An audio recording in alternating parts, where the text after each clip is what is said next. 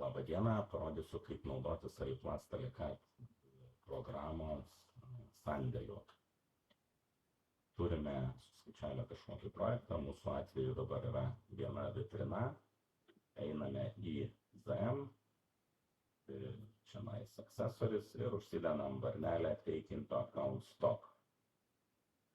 Spaudžiame OK, žodžiu, čianais mums rodo, ką mes pasidėsime savo į sandėlį, tai tarkim tarpinę, perkame 100 metrų, 3,7 sunaudojam projektui ir likutį 96 pasidedam į sandėlį. Spaudžiam OK, klausia ar atnaujintis sandėlis, spaudžiame Yes. OK, ir šiuo metu turim vitrinėlės kainą su visom medžiagom 380 eurų. Tai tarkim, uždarome šitą ZM-ą. Turime sekantį arba tą patį projektą, nesvarbu, spaudžiame vėl ZM, kai sekantį kartą norim užsakinėti medžiagas.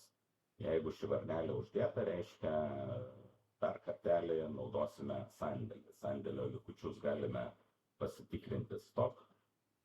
Jeigu norim, matome, kad likutis nuo praeito užsakymo sandėlyje. Čia galima pridėti, atimti, ištrinti, koreguoti visus likučius. Tai šį kartą tiesiog vėl spaudžia OK, išmeta tą pačią sandėlio lentelę, spaudžia OK, atnaujinu sandėlį, OK, ir matot, kad sekantis užsakymas jau yra 100 eurų, nes viską naudoja iš sandėlio apart profilius. Jeigu nereiktų naudoti sandėlio, tai tiesiog šiandien nusiemam vieną varnelę ir programa sandėlio nenaudoja.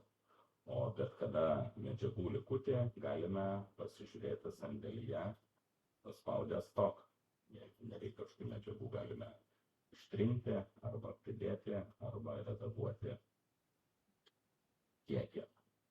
Ačiū, kad žiūrėjot.